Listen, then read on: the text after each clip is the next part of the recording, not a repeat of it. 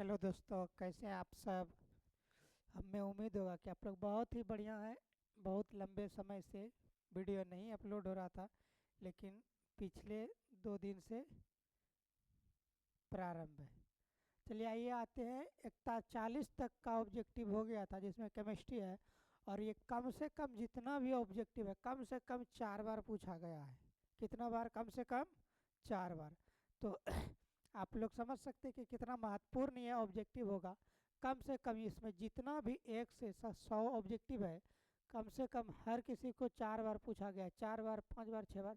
और कई ऐसा ऑब्जेक्टिव है कि लगातार 4 वर्षों से, 3 वर्षों से आपके परीक्षा में 2026 में भी आएगा। इन्हीं में से बहुत महत्वपूर्ण क्वेश्चन है।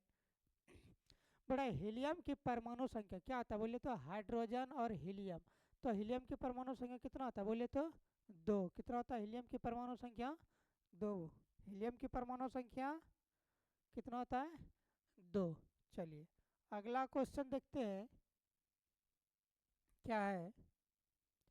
बड़ा, कैल्शियम की परमाणु संख्या क्या है? क्या है? कैल्शियम की परमाणु संख्या। तो सबसे पहले जानते हैं कैल्शियम क्या है। कैल्शियम क्या है? एक तत्व है जिसका सूत्र क्या है? Ca, है कि नहीं? संकेत। और इसका कितना नंबर पर स्थान है? 20वां। तो इसीलिए क्या बोलते हैं? क्रमांक संख्या को भी बोलते हैं परमाणु संख्या। तो बताइए कैल्शियम की परमाणु संख्या कितना है बोलिए? 20। कितना है कैल्शियम की परमाणु संख्या? 20। परमाणु भार पूछ लेगा तो क्या बोलेंगे? 40। कैल्शियम की परमाणु संख्या रे 20। कैल्शियम की परमाणु संख्या 20।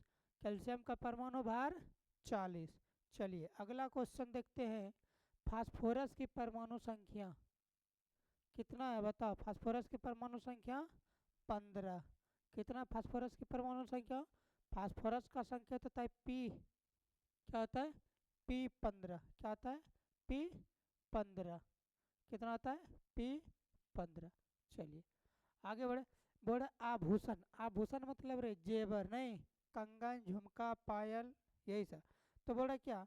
आभूषण बनाने के लिए सोना, ठीक है ना? क्या? सोना कितना कैरेट का होता है? कितना कैरेट का था? कैरेट एक मात्रक है और एक यूनिट है, क्या नापने वाला। जैसे हम किसी भी द्रव्यमान को केजी में नापते हैं ना, इसलिए सोने को किस में नापते हैं? कैरेट में। किस में? कैरेट में।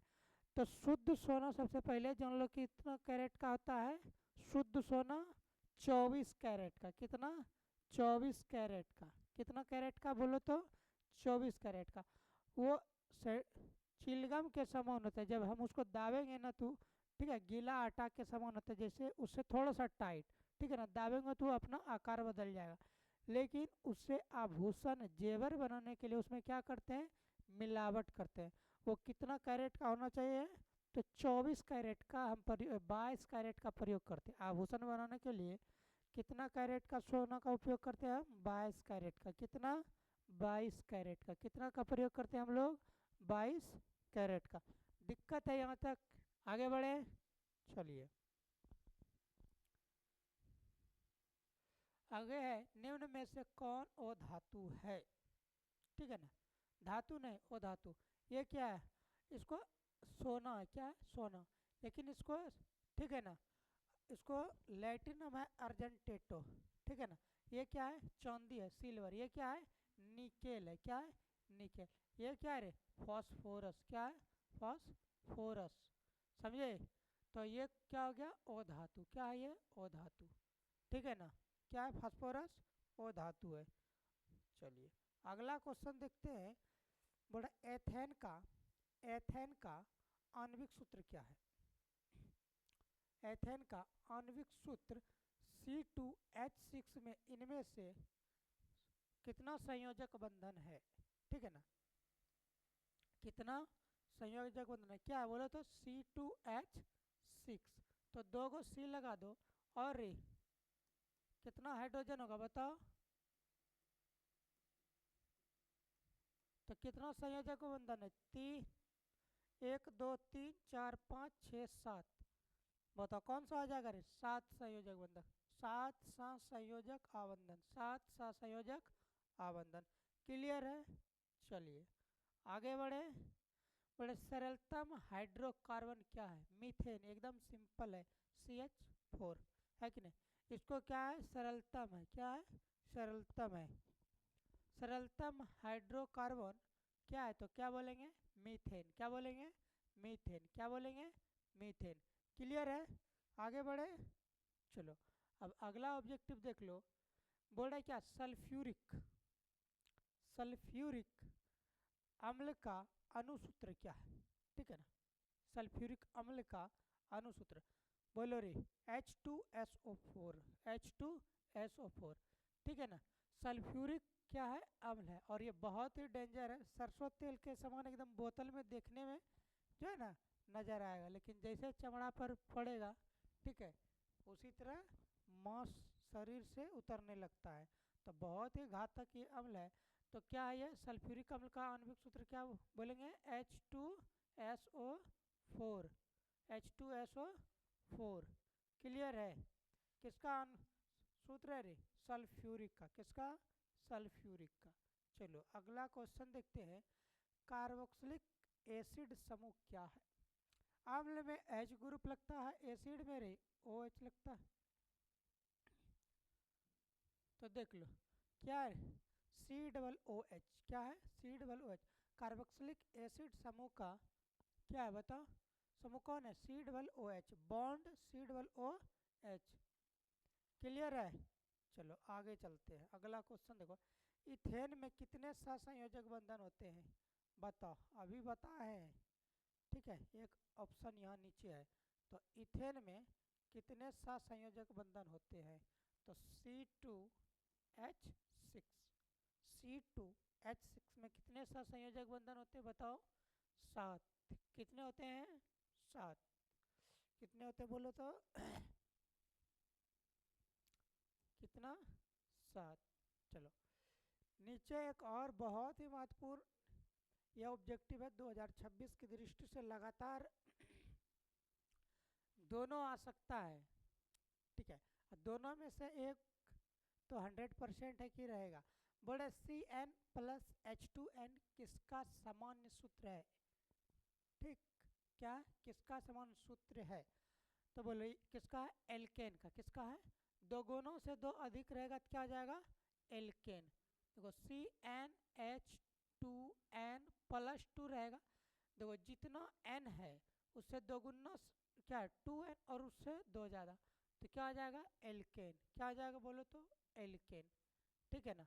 सिर्फ दो गुना रहेगा, जैसे CnH2n, तो ये किसका है बोलो तो, एल्कीन का। किसका है, एल्कीन का सूत्र है। किसका है, एल्कीन का। किसका सूत्र है ये, एल्कीन का। और आता है एक एल्काइन, क्या था, CnH2n-2। किसका है ये सूत्र, एल्काइन। किसका सूत्र है, एल्काइन, बोलो एल्काइन। तो ये तीन ऑब्जेक्टिव है आपके साथ, और बहुत ही महत्वपूर्ण है तीनों। तो हम कैसे याद रखेंगे, +2 दे दिए तो क्या आ जाएगा, एल्केन। +2 नहीं लिखे, क्या आ जाएगा, एल्किन। और माइनस उसको कर दिए क्या हो यार, एल्काइन। क्लियर। तो एल्केन, एल्किन, एल्काइन। चलो आगे बढ़ते हैं। देखो इसको दो तरह से क्वेश्चन पूछेगा, कैसे, सिर्फ एक रहेगा, नीला थोथा किसे कहते हैं, नीला थोथा, नहीं सेम है, बराबर है। नीला थोथा नहीं रहेगा, सिंपल क्या रहेगा, तूतिया। क्या बोलेगा, तूतिया। क्या बोलेगा, तूतिया। क्लियर ना। पूछेगा तूतिया का सूत्र क्या है, यह बोलेगा अणुसूत्र क्या है, तो क्या बोलेंगे, कॉपर सल्फेट इंटू 5 अणुजल। क्या बोलेंगे, कॉपर सल्फेट इंटू 5 अणुजल। देखो इंटू बोलेंगे, देखो इंटू लगा है ना, गुना, डॉट वाला ये गुना है, तो 5 है और क्या है, जल है, तो बोलेंगे क्या, कॉपर सल्फेट और 5 अणुजल। क्लियर। चलो आगे बढ़ते हैं। पर नाइट्रोजन में कितने सहसंयोजक बंधन होते हैं, नाइट्रोजन पर चार्ज कितना होता है बताओ, क्या है, -3। तो देख लो कितना है रे, 3। नाइट्रोजन में अणुओं में कितने सहसंयोजक बंधन होते हैं बोलो, 3। कितने, 3। चलो आगे बढ़े। चलो देखते हैं अगला ऑब्जेक्टिव। चलो ध्यान इधर रखो। संगमरमर का रासायनिक सूत्र, नहीं किसका, संगमरमर का रासायनिक सूत्र। तो क्या, कैल्शियम कार्बोनेट। क्या है, कैल्शियम कार्बोनेट।